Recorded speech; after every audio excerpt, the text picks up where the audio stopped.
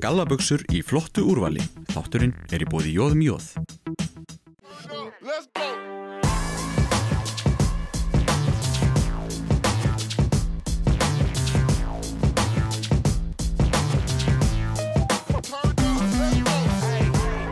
Já, við flautum á stað hérna í taktíkinni. Við vorum byrjað á umræðu menntun þjálfara hjá ISI. Við ætlum að halda henni áfram. Hingað til mín setti þér í komið með Arnar Bill frá KSI. Velkomin. Takk fyrir. Ef þú segir okkur aðeins frá því, það eru ýmis námskeið í gangi en þú ert hérna staddur á Akureyri út af námskeiði fyrir fólk í stjórnum. Já, þetta er fyrir fólk í stjórnum knattspyrnufélaga. Við erum svona svolítið að satsa á að fá fólk inn sem hefur í raun og veru ekki mikla reynslu og nýlegar. Það er alltaf stöðu endurnýjun í stjórnum knattspyrnufélaga. Þetta er sjálfboðaliða starf og þannig að eðlilega þá mikil endurnýjun. Þannig að við héldum svona námskeið fyrir sunnan fyrir cirka mánuði síðan sem gekk mjög vel og erum svo mætt hingað norður núna og verðum með námskeið síðar í dag. Þetta er svolítið öðruvísi heldur en að þjálfa þjálfara í knattspyrnu. Já, sjálfsögðu og þetta er náttúrulega bara mjög stutt námskeið. Við myndum vilja hafa miklu ítarlegra og stærra en aftur segja þetta eru sjálfboðaliðar og þeim finnst örugglega flestum þeir að eyða nógu miklum tíma í það nú þegar. Þannig ef við værum með eins og þjálfaranámskeiðin eru frá að byrja snemma á föstudegi og búin á sunnudegi, þá er ekkert viss með fengjum eins mikið af fólki. Þannig að ég held að þetta er snarpt en þetta er gott og okkur líst vel á þetta. Einhvers veginn þarf líka að byrja. Já, klárlega. Þetta er við skiptum þessi tvennt. Við erum með svokallaða hringekju fyrst, þar sem við erum mætt norður fjórar starfsfólki í KSI og kynnum svona mestu leyti það sem að gerast innanhús og fólki sem að tala við okkur í síma dagstælega sér framan í okkur líka. Og svo þegar við erum búin þá kemur Birna sem endurskoðandi og fer svona yfir hvernig stjórnarhöld ætti að fara fram í raun og veru, fundargerðir og annað slíkt. Þetta er gríðarlega mikilvægt líka því að eins og knattspyrnufélag þetta er svo fjölþætt starfsemi. Það eru þjálfararnir úti og það eru foreldrarnir, stjórnin og þetta þarf einhvern veginn alltaf að smella saman svo bara hlutirnir gangi upp. Þannig að þetta er ekki síður mikilvægt heldur en þjálfaranámskeiðin. Klárlega og við erum að bjóða upp á meira heldur en bara, þetta er sem sagt fólki í stjórnum knattspyrnufélaga. Svo erum við líka að bjóða upp á námskeið fyrir fólki í stjórnum barna- og unglingaráðs og svo síðar væntanlega byrjun næsta árs reiknaði með verðum við svo með námskeið fyrir starfsfólki í félögum, það er að segja framkvæmdastjórana og fólki sem í fullri vinnu í félögunum. Þannig að það er búið að vera eftirspurn eftir þessu og við erum loks að stíga skrefi núna að tikka í þessi box líka. Hvað er kennt á svona námskeiði? Námskeiðinu sem í dag áttu við. Já. Eins og ég sagði áðan þá til dæmis mun ég sem fræðslustjóri setjast niður með, við munum skipta, þetta eru svona 20 mann sem mæta á eftir, skipta í 4 hópa og ég mun tala og kynna fyrir þeim bara fræðslu uppbygginguna hjá KSI og eins uppbyggingu landsliða og landsliðsstarfinu. Ómar Smárásson sem markaðs- og fulltrúinn okkar og fjölmiðla, hann mun tala markaðs- og fjölmiðlamálin og leyfiskerfið. Klara framkvæmdastjóri mun tala fjárhagshlutann og eins félagaskiptamál og svo Birkir Sveinsson mótastjóri mun tala mótamál og dómaramál. Þannig að við kynnum svona kannski stærstu deildirnar og sviðin innan KSI og hvað við gerum og síðara hlutin þá kemur Birna og mun ræða sem sagt bara hvað að vera í stjórn, hvað þarf til þess að það sé faglega unnið og þú veist, gera fundagerðir og hvaða reglur og hvaða hlutverk stjórnir hafa. Akkurat og þetta veitir þá líka þeim sem sækja þetta námskeið meira öryggi þegar þau fara að starfa því þetta er eins og taldir upp núna þetta er svo fjölþætt þekking sem þú þarft í raun að vera með til þess að geta hreinlega bara unnið þetta starf. Já, engin spurning og þetta fólk held ég eftir að græða mikið á þessu og vonandi leiðir þetta til þess að vera ennþá faglegra starfi í félögunum á landinu. Þetta er ekki fyrsta námskeið sem KSI kemur með og heldur fyrir utan höfuðborgarsvæðið. Finnst þér að skil einhverju að koma með námskeiðin á staðinn? Já, klárlega. Við náttúrulega erum með, við ræðum það kannski betur eftir námskeiðin, þjálfaranámskeiðin, en við komum reglulega norður og höldum námskeið sérstaklega fyrstu stigin, svokölluð KSI 1 og KSI 2 námskeið, jafnvel KSI 3. Við erum líka fyrir austur og þetta hjálpar félögunum gríðarlega fyrir stærri félög að senda þjálfara söður, þeir þurfa náttúrulega að borga flug og síðan námskeiðsgjaldið. Þannig að við komum til þeirra þá erum við líka að styrkja þau á þann hátt, þannig að þetta hjálpar öllum. Og eins og núna þá eru þið komin líka bara frá knattspyrnusambandinu nokkur hérna norðu og getið þið nýtt eitthvað tíma til þess að kynna einhver aðstöðu hérna? Er þetta stutt stopp? Þetta mjög stutt stopp núna, en við komum nú reglulega og hérna bara síðast fyrir 2 dögum kom hérna nýr yfirmaður knattspyrnusviðs, Arnar Viðarsson, hann var hérna í heimsókn á laugardaginn þegar að Káa spilaði við IBVF hérna, þá fór hún á leikinn og hitti þá forsvarsmenn Káa og Þórs í leiðinni sem dæmi. Við munum senda hérna hann Daði Rafnsson sem sér námskeiðin fyrir barna- og unglingaráð, hann á leiðinni norður fljótlega og Þór og Káa og Dalvík öll búin að óska eftir að hitta hann, barna- og unglingaráðin þeirra. Þannig að, og landsliðsþjálfararnir eftir fóru í fulla stöðu, yngri landsliðsþjálfararnir hafa verið miklu meira sjáanlegir út á landi og það hefur hjálpað mikið til. Það var þetta skref sem við tekið þegar þeir voru settir í fulla stöðu, þá er þetta sett inn í verklýsinguna hjá þeim eða er bara mælst til þess að þeir séu duglegri til þess að fara? Já, bæði hafa þeir svolítið tekið upp á því sjálfur og svo höfum við náttúrulega líka stendur það í starfslýsingunni þeirra að sinna landsbyggðinni vel, en þeir eru mjög duglegir og fara gjarnan. Sem dæmi Þóroddur Örlygsson sem er nú héðan frá Akureyri og hann keyrir hingað reglulega og hérna er hérna yfir helgar og fylgist með og hinir líka. En eins og með kennara á þessu námskeiði sem er núna hérna fyrir stjórnarfólk, oft að þú sett líka að kenna þetta sem starfsmaður KSÍ en að fá aðra með fyrirlesar á þetta, þurfum við að treysta á sjálfboðaliði í þessu líka? Námskeiði sem við erum í dag, það eru bara starfsmenn KSÍ og þetta er bara hluti af vinnunum okkur að mæta. Birna sem kemur utanfrá sem er ekki að vinna fyrir KSÍ nema hún er endurskoðandi hjá okkur, hún fær greitt fyrir að koma en hún gerir þetta nú held ég mestu til henni þykir þetta gaman og mikilvægt. En fyrir ykkur sem starfsmenn, þetta hlýtur að gefa ykkur líka eitthvað að geta, miðlað ykkar þekkingu? Jú, frábært. Eins og ég sagði að stjórnarfólkið hitti okkur og fá að sjá framan í okkur, við fáum að sjá framan í þau líka. Við erum að tala við þetta fólk daglega í síma mörg hver og nú erum kannski að fara að hitta þau í fyrsta skiptið og það bara eykur traustið og skilninginn og eykur okkar skilning og í hvaða hlutverku þau eru. Og þau og okkar hlutverkum, þannig að þetta er win-win, engin spurning. Akkurat, og eins og ég talaði við Klöru þá eru mismunandi áherslur hjá mismunandi félögum sem eru af mismunandi stærðargráðu, þannig að þurfa alltaf að lesa tölvupósta eða vera í samskiptingunni síma, þetta skiptir máli, þessi persónulega tenging líka bara til þess að skilja aðstöðuna hjá hverju félagi. Já, engin spurning. Við erum með 47 félög cirka á Íslandi sem eru með barna- og unglingastarf og eru þá með stjórnir og annað slíkt og þau eru óbærslega ólík og misjafnar áherslur. Ég meina sum eru með framkvæmdastjóra sem að gerir mjög mikið meðan að þau félög sem eru ekki með framkvæmdastjóra þau eru kannski með formenn og fólk í stjórnum sem þarf að gera heilmikið sjálft og það þarf að vera vel skipulagt svo hreinlega brenni ekki út bara. Akkurat. Við tökum smá hlé hérna og kíkjum í örstuttar auglýsingar. Komdu og sjáðu vorlínuna frá Bertoni. Þátturinn er í boði Djós. Gallabuxur í flottu úrvali. Þátturinn er í boði Jóð.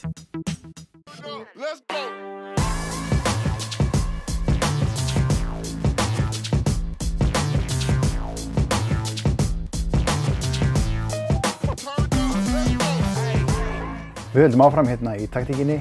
Arnar, þú ert þjálfari og íþróttafræðingur. Þegar þú tekur við þessari stöðu sem fræðslustjóri hérna hjá KSÍ og er eitthvað sérstakt sem þú vildir koma að, þú hefur náttúrulega þína sýn á þjálfun leiksins. Ég hafði náttúrulega unnið fyrir KSÍ sem kennari í svolítið langan tíma, þannig að þá hafði ég náttúrulega tækifæri til að koma inn og gera eitthvað en það var ekkert svona eitthvað sem ég ákvað þurfti að rífa upp. Sigur Ragnar sem var undan mér og Dagur sem var þá og er með mig núna náttúrulega voru mjög sjóaðir í þessu en við erum alltaf að bæta og reyna að bæta okkur almennt. Þannig að það var ekkert svona sérstakt sem ég þurfti að fara inn og kýla í gang. Eitt sem við gerðum mjög fljótlega var að vinna meira með taktík í tengslu við þáttinn að mér fannst ekki vera nógu mikil leikfræði sem dæmi kennd inn á námskeiðunum. Það var eitt hluti sem var breytt en öðru leyti erum við alltaf að bæta okkur fyrir mikið erlendis og skoðum hvað hinir er að gera og alltaf að stíga skref fram á við. Við förum aðeins í gegnum þetta þjálfarakerfi sem er hjá KSÍ, þessi menntuðu þjálfara. Hvernig er þetta uppbyggt? Það er B-gráðan og svo A-gráðan. Já, við erum í raun og veru, við erum hluti að evrópska, þetta er Coaching Convention, þetta er bara UEFA, þetta er bara pakki frá þeim sem við fylgjum. Þeir í raun og veru láta okkur hafa Þeir segja, ok, ef vil ég hafa þessa KSÍB-gráðu þá þarf hún að vera x margir tímar, hún þarf að vera lágmarki 120 tímar og við þurfum síðan að, og svo fylgir með því að það þarf að vera x mikið af taktík, það þarf að vera x mikið hérna, tækni, x mikið sálfræðihlutann, líkamlega þáttinn og svo framvegis. Og síðan ráðum við reynum að vera hvað við kennum. Þannig að þeir eru komið svona ákveðin kassa sem við þurfum að fylgja og við sem sagt síðan nokkurn veginn búum þá til námsefni út frá því. Síðan eru það þessi KSÍ A og B námskeið. KSÍB-gráðan er sem sagt fyrsta námskeið og KSÍ A er svo seinni námskeið. Og þegar þú klárar þessi námskeið okkur þá fyrir skírteini. Og skírteini duga síðan þá alla Evrópu. Þannig ef þú tekur KSÍB-þjálfaragráðu hjá okkur þá getur þú sótt starf hvar sem í Evrópu við knattspyrnuþjálfun og þá veit sá aðili sem ráðaður fyrir hvað stendur eftir hvað gráðu með í raun og veru. Akkurat. En veistu það, menn sem eru með þessi skírteini, eru íslenskir þjálfarar duglegir að sækja út og sækja störf þar? Það mætti klálega vera meira. Það er að segja þannig skilið að við erum ekki með marga þjálfara á háu leveli erlendis. Það hefur verið þannig að til þess að fá starf erlendis í meistaraflokksþjálfun í atvinnumannabolta þá þarftu hreinlega að þekkja mann á annan. Nýlegustu dæmin eins og Rúnar Kristinsson sem stóð sér mjög vel í Noregi og Belgíu, báðir klúbbandi sem hann vann hjá, spilaði hann hjá áður. Ólafur Kristjánsson þegar hann byrjar að þjálfa í Danmörku þá er það í gegnum félaga og var búinn að vinna áður fyrir Nordsjælland, kemur þar inn og það hefur virðist vera mjög erfitt fyrir íslenska þjálfara að fá störf erlendis á atvinnumannaleveli á þess að vera með einhvern bakgrunn úr klúbbnum eða þekkja mann og annan. Eini maðurinn sem ég getur sagt sem kallmaðurinn sem hefur fengið starf erlendis út frá því að hafa náð topp árangri er Heimir Hallgrímsson. Hann gat í raun og veru valið sér starf út frá því hversu vel gekk með Ísland og það var engin vinagreiði sem að redda á honum starfinu til dæmis í Katar. Hins vegar er Elísabet Gunnarsdóttir náttúrulega að þjálfa á hæsta leveli í Svíþjóð og ég held að það ekki verið gegnum neinn vinagreiði. Ég held að það hafi verið fyrst og fremst bara verið frábær störf hér heima á Íslandi. Akkurat, en þetta gerir þetta svolítið öðruvísi þessari almennu menntun sem við þekkjum úr háskóla, þú ert með einhverja BS gráðu og það er bara hæfasti maður eftir menntuninni en það er svo margt annað sem spilar í þarna, menntunin er ekki allt þó hann skiptir vissulega miklu máli. Nei, það er náttúrulega þegar þú ert að sækja störf erlendis og líka í raun og veru í Íslandi þá þarftu að vera með ákveðna þjálfaragráðu til þess að fá starfið og svo náttúrulega er það bara eins og núna erum við með 100 og cirka 50 þjálfara með KSÍ A-þjálfararréttindi. Það eru þau réttindi sem þú þarft til að fá til að starfa í efstu deildunum, Pepsi Max-deild karla og Inkafo-deild karla. Þess þarf ekki kvennamegin en það er sem betur fyrir að lagast núna, það er að koma inn í leyfiskerfið menntun kvenna líka, kvennamegin. Þannig að það er fullt af fólki sem er með réttindin en það fá ekki alla, það eru bara 12 þjálfari Pepsi Max-deild karla sem dæmi. Akkurat, en þú segir að það eru 150 með þessa gráðu, en samt sjáum við svolítið sömu andlitin alltaf í þessum fáu stöðum. Já, það er emlega svolítið merkilegt að það virðist vera svolítið þannig í þjálfarageiranum bæði hér heima sem og erlendis að þegar þú ert komin með fótinn inn fyrir þá ertu bara komin inn í hringiðuna og þú einhvern veginn sömu þjálfararnir haldast áfram og þetta er svona einhver hálfgerð hringiðega sem bara spinnst áfram, alltaf sömu þjálfararnir sem fá vel jobbinn. En sem betur fyrir þá koma nýju þjálfarar inn af og til, eins og núna Jóhannes Karl er að þjálfa hjá Akranesi og hann er eftir í deildinni og hann er bara búinn að þjálfa núna í 3 ár held ég. Þannig að þetta er kannski bara eitthvað sem við þurfum að sjá meira af hreinlega? Já, vissulega náttúrulega er eðlilegt að reyndir þjálfarar sem eru búin að ná árangri fái starf aftur og aftur en stundum væri gaman að sjá fleiri fesk og ný andlit. En þessi þjálfaramenntun sem er hérna að setja þetta upp, þú fær þarna ákveðin ramma frá UEFA til þess að vinna eftir, síðan þarf að finna einhverja til þess að kenna á þessum námskeiðum, síðan ertu með námskeið á höfuðborgarsvæðinu, þú ert með annað út á landsbyggðunum, þannig að það er ekki á sama stað, þetta er ekki háskóli sem er bara á einum stað, alltaf sömu kennslustofunnar. Hvernig gengur að samræma þetta allt saman? Það gengur nú mjög vel. Ég held að við höfum alltaf að finna út betur og betur hvað er gott, hvað erum fá. Bæði með velgengni landsliðana, við notum allt sem afsökun í gamla daga að ef við töpuðum þá var alltaf við svo fáu leikmenn en við erum alltaf að finna út hvað er gott, hvað erum fá. Hjá okkur sem dæmi, við erum ekkert að nota mjög marga kennara og þeir kennara sem er að vinna hjá okkur er fólk sem við þekkjum stundum persónulega og vitum styrkleika og veikleika Þannig að gæðin á kennslunni eiga að vera nokkuð góð. Ef við berum okkur svo sama við, tökum bara Noreg, það sem eru 18 fylki og KCB-gráin kennd í hverju fylki fyrir sig. Og það eru þar alveg kannski 100 manna og kvenna sem að kenna á þessu. Það ekkert víst að allir kennararnir þar séu góðir. Þannig ég held að með því að vera svona fá, þá náum við að vera með mjög hæfa þjálfara á langflestum námskeiðum okkar. Akkurat. Nú hef ég setið þessi námskeið og það sem ég fannst líka svolítið magnað var að til dæmis það voru þarna nokkur námskeið sem að Heimir Hallgrímsson, þáverandi landsliðsþjálfari, var að kenna og mér fannst það ansi mögnu upplifun að fá að sitja námskeiði þar sem að landsliðsþjálfarinn sjálfur var að kenna. Ég efast að þetta væri svona í mörgum öðrum löndum. Nei, við erum lítið samband og að vera landsliðsþjálfari, það inn í samningum landsliðsþjálfara þeir eigi að taka þátt í að kenna á námskeiðum ef til þeir leitað. Þannig að bara hreinlega til þess að réttlæta það að geta haft þau í fullu starfi. Meðan að erlendis út í fullu starfi sem landsliðsþjálfari þá ertu ekkert að hugsa neitt nema bara að vinna næsta leik sko. En við höfum ekkert efni á því en ég held að þetta sé líka styrkur okkar. Við erum Íslendingar, við erum duglegir og við göngum í öll störf og þetta er bara hluti okkar kúltúr, myndi ég halda.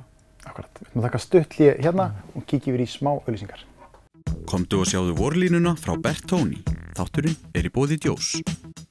Gallabuxur í flottu úrvali. Þátturinn er í boði Jóð.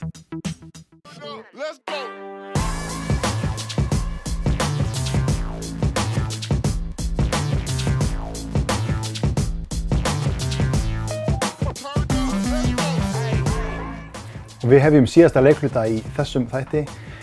Arnar, þetta þjálfaramenntunarkerfi, þó við höfum verið að tala það áður að það sé erfitt að fá vinnu sem topp þjálfari út í heimi, það spilir svo margt annað inni. En þessi menntun þjálfara, hún nær alveg niður í yngstu iðkendur og það er mikil áhersla hér lögð á að allir þjálfarar séu menntaðir og það er dálítið mikil sérstaða. Já, það er ef við skoðum bara löndin í kringum okkur, í Skandinavíu, þar er mikið til foreldrar í sjálfboðavinnu sem að þjálfa krakka alveg upp á 12 ára aldri. Hjá okkur þá, þú eru 5 ára mætt á æfingu og þú fær þjálfara hérna með KCA þjálfararéttindi og hugsanlega líka menntaður íþróttakennari. Og ég held að þetta sé ein af stóra ástæðan fyrir því að við getum í raun og veru keppt við bestu þjóðir í heimi í fótbolta er að þegar að krakkarnir byrja þá fá þeir góðan þjálfara. Það sem er skipulögð æfing, það er góður agi, það er gaman sem gera það verkum að það er miklu meiri líkur á að krakkarnir njóti þess að mæta. Og ef þau njóta þess að mæta og verða ástfangin á leiknum, þá eru miklu meiri líkur á að þau mæti alltaf og fari fótbolta utan skipulögðs æfingatíma. Vegna þess að það er þar sem allir bestu leikmennir verða til. Það er ekki nóg að mæta 3 sinnum í viku á æfingar og til þess að ná alla leið. Ef þú ætlar að vera virkilega góður leikmaður, þá verður náttúrulega að mæta allar þínar 3-4 æfingar sem þú fær í viku, en þú þarft síðan að vera á sparkvelli meira og minna allan daginn ef þú ætlar að ná alla leið. Og með því að hafa góða þjálfun, einhvern sem örvar vel frá byrjun, þá held ég að séu meiri líkur að þetta gerist. Því það er svo margt sem spilar inn í það að vera góður þjálfari líka. Það er ekki nóg að vera bara góður í fótbolta. Þetta snýst kennslu, að miðla upplýsingum, að koma vel frá sér og kunna setja upp æfingur hreinlega. Klárlega og þau félög sem hafa verið svo heppin að vera með svona reynda þjálfara á yngstu krökkunum. Ég held að vegna þess að þar læra krakkarnir að æfa. Og þau læra allar reglurnar, þau læra hvernig að haga sér inn í svona stórum rýmum og þau læra að vera fókusir á æfingunum. Ég held að þeir klúbbar sem hafa verið gæfusamir að hafa svona fólki vinni á sér, það eru klúbbarnir sem að ná kannski hvað lengst í þjálfun barna og unglingaþjálfun. Og ef þú finnur þennan þjálfara sem er sáttur með yngstu iðkendunum og hefur gaman að því, þá skaltu gera allt sem þú getur til þess að halda í hann. Vegna þess að það er allt og oft hefur verið í gegnum tíðina að reynslu minnstu þjálfararnir er að kenna reynslu minnstu krökkunum. Þannig að ég held að þetta sé algjört lykilatriði. En af hverju eru við einum þetta að vera svona sniðug að mennta þjálfarana alveg niður? Eru aðra þjóðir ekkert að leita til ykkar og þá þín með hvað við erum að gera til þess að mennta okkar þjálfara? Jú, við náttúrulega sérstaklega undanfarin ára erum búin að fá endalausar heimsóknir og við fáum heimsóknir í hverju viku núna frá erlendis frá sem eru að spá hvernig förum við að þessu. Ein skýringin er náttúrulega fjárhagsleg. Það er hérna á Íslandi er kerfið okkar þannig að ríkið og sveitarfélögin byggja mannvirkin og síðan fá klúbbarnir mannvirkin og sveitarfélögin gera þá kröfur og þau veiti þá alveg þjónustu til þegna samfélagsins. Erlendis þá þurfa félögin mjög mikið að standa straum af kostnaði við mannvirkin sjálf og það kostar mikið að byggja það og kostar mikið að reka það. Þannig að peningurinn sem börnin borga þar í æfingagjöld fer mikið í þann rekstur. Meðan hjá okkur þá náttúrulega það, kosta mannvirkin okkur ekki eins mikið, við þurfum vissulega að reka, við fáum styrk frá sveitarfélögum til þess að gera það. Þannig að sá peningur sem að börnin borga eða foreldrar barnanna borga, hann fer þá til í vasa þjálfaranna. Ég held bara hreinlega og líka það aftur út af hvað við erum að fá. Það eru bara 25.000 leikmenn að æfa á Íslandi og það þarf 600, við erum 600 þjálfarar að sjá þau. Að við náum að manna allir svo stöður. Ef þú ert í Englandi og það eru, mörg 100.000 leikmenn, örugglega milljónir leikmanna að spila fótbolta, þú þarft að finna aðstöðu fyrir það og þjálfara, ég held að hægara sagt en gert, sko. Gott dæmi, við vorum að spila núna í úrslitakeppni U17 drengja á Írlandi, við vorum að spila við Þýskaland. Þjóðverjarnir gátu valið úr 140.000 leikmönnum í liðið sitt. Við gátum valið 700. Þannig að þetta sýnir hlutföllin og það sem þeir eiga við að eiga. Hvernig þetta að velja 11 leikmönnum 140.000 manns? Meðan við erum svo fá, við missum ekkert af neinu talentu, við sjáum alla, við heyrum af öllum einhverju skara fram úr. Þannig að smæðin er vinnur okkar. Já, akkurat. Hún er sérstaðan og vinnur okkar á sama tíma. Já. En þetta námskerfi sem núna, það í þróun líka. Þetta ekkert alveg bara nelt í stein hvernig þetta og það hefur verið að breytast og bætast við það. Sjáum við það vaksa enn frekar? Já, klárlega. Það alltaf að breytast og bætast og kennsluaðferðir mikið líka. Við vorum mikið það sem að kennarinn var upp á töflu og talaði heilmikið. Núna snýst þetta allt svona interaktsjón eða að segja að spyrja út í salinn og vera með hópaverkefni og fá meiri umræður á annað slíkt. Að sama skapi erum við að bæta við námskeiðum. Við erum með KSB-gráðan og svo KSA og svo erum við með markmannsþjálfaragráðu og við erum núna undanfarin 2 ár búin að vera með svokölluð afreksþjálfun unglinga, þar sem við erum að kenna þjálfurum að vinna með bestu einstaklingana og síðan erum við að fara að taka ansi stórt skref á næsta ári að fara með UEFA Pro gráðu sem æðsta gráðan sem kennt í Evrópu og við erum bara ein af 5 þjóðum sem erum ekki að kenna hann í augnablikinu og við höfum hingað til ekki lagt í það vegna þess að hún kostar mjög mikið en nú UEFA að hvetja okkur áfram og við stefnum að byrja á næsta ári. Verður það ekki ákveðin bylting þegar hún kemur inn? Jú, það sko B-gráðan hjá okkur 150 tímar, A-gráðan 200, UEFA Pro-gráðan 360 tímar að lágmarki. Það eru einhverjir 20 íslenski þjálfarar með þessa gráðu sem hafa farið erlendis. Við höfum verið aðstoða þjálfarar við að koma á stað erlendis. Ég sjálfur tók hana meðal í Englandi en núna getum við boðið bara heima. Og það þýðir þá, hún fer inn í leyfiskerfi okkar og það þýðir að innan kannski 4-5 ára þá þurfa allir þjálfarar í Pepsi Max-deild karla og Pepsi Max-deild kvenna að vera með þessa þjálfaragráðu. Þannig að það verður heljarinnar verkefni.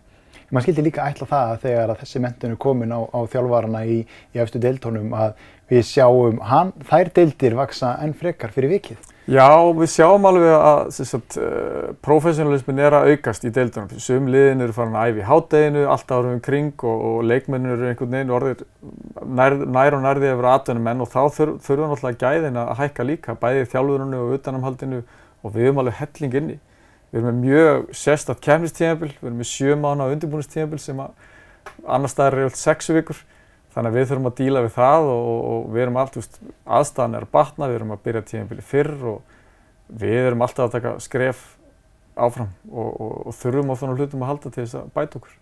En það ekki kennslan þá líka verið dálítið sérhæfð til þess að taka á við þessar sérstæðu aðstæður? Jú, klárlega. Sem dæmi svona tímabila þjálfun, tímabila skipting hjá okkur einstök. Við þurfum að langflestir þjálfarar út í heimi vinna út frá svona 6 vikna periodization hringjum svokölluðum og en hjá okkur er þetta gjörólíkt. Við þurfum að sníða okkar kerfi algjörlega okkar skrýtna undirbúningstímabili. En svo ekki þannig að maður sæki bara námskeiðin heldur líka endurmenntun hjá ykkur? Já, það samkvæmt reglum UEFA til þess að viðhalda réttindunum þá þurfa menn að sækja 15 endurmenntunarstig á 3 ára fresti. Og við höfum verið að bjóða upp á yfir 100 endurmenntunarstig á þessu 3 ára tímabili þannig að allir þjálfarar ættu að geta endurnýja skírteini sín. Eins ef að menn til dæmis fara erlendis og að skoða einhverja klúbba, þá geta haft samband við okkur fyrirfram og sagt, ég að fara hérna að skoða aðstæður hjá Dortmund eða hjá Brøndby eða eitthvað og þá þurfum við að fá staðfestingu frá félaginu sem að taka á móti þeim og þá geta nýtt þessar heimsóknir í endurmenntun sem dæmi. Og eins önnur námskeið, til dæmis á KSÍB-gráðunni geta menn nota skyndihjálparnámskeið til þess að fá endurmenntunarstig og svo framvegis og framvegis. Akkurat. En fyrir því persónulega, nú ert þú knattspyrnuþjálfari, ert svolítið meira kannski að þjálfa þjálfarana heldur en iðkendurna. Þetta er dálítið öðruvísi starf. Já, ég var búinn að vera að starfa sem þjálfari í 15 ár þangað til ég fór yfir KSÍ og sem sagt, samkvæmt reglum KSÍ þá má ég ekki þjálfa út í félögunum.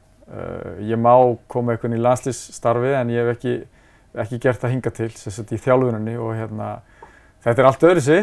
En ég hef mikinn metnað fyrir menntun og ég sakna vissulega að vera út á velli, pínulítið, en ég er að vinna við fótbolta allan sólarhringinn og það er algjör forréttindi, þannig ég ætla ekki að kvarta yfir því. Já, það er draumur í sjálfu sér. Já, sjálfsögðu. Arnar, takk kærlega fyrir komuna í settið og takk áhorfendur kærlega fyrir áhorfið í þessum þætti. Við sjáumst í næstu viku.